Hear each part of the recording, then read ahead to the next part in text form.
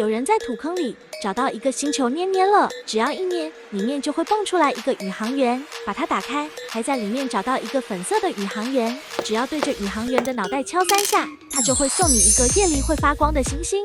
妈呀，星球捏了里还藏着一个宇航员，对着他的脑袋敲3下，他的身体还会发光，还会送你一个会发光的星星。这个宇航员也太好了吧！不行，我也要找到他，对着小白布。宝子们买到了，在小白布买了5个星球捏了，咱们赶紧来找找里面有没有宇航员。这星球还是多种颜色的，我只认得这个红色的是火星，蓝色的是海王星，剩下的2种我就不知道了。你们有认识的吗？那我们就先从我最喜欢的粉色开始吧。我们先来捏一下，看它里面会不会蹦出一个宇航员啊？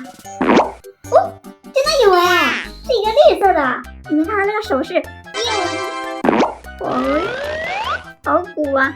快捡，看它里面藏着什么啊？咦，我好像看到2个哎，这是什么呀？是2个小星球，一大一小。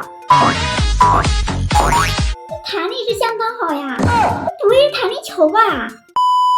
还是接着拆吧。哦，这个是蓝色的宇航员哎。哇，可以捏这么大，感觉这样像个包包一样。看这个里面会有什么啊？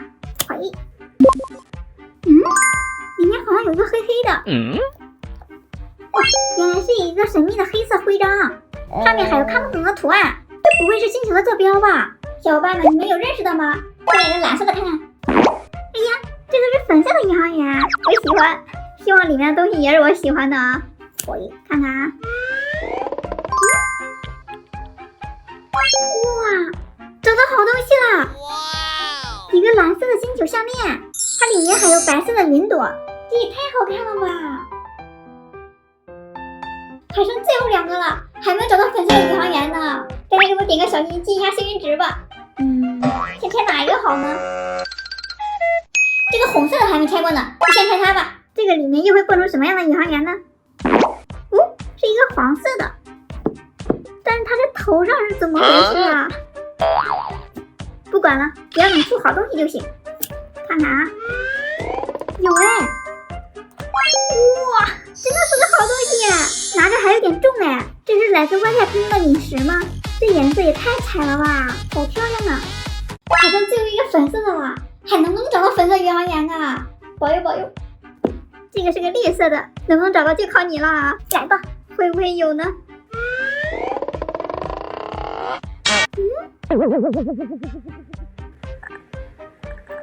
有东西呀，看不出来哎。粉色的，真的找到宇航员了，给你拿出来。它头上这是天线吗？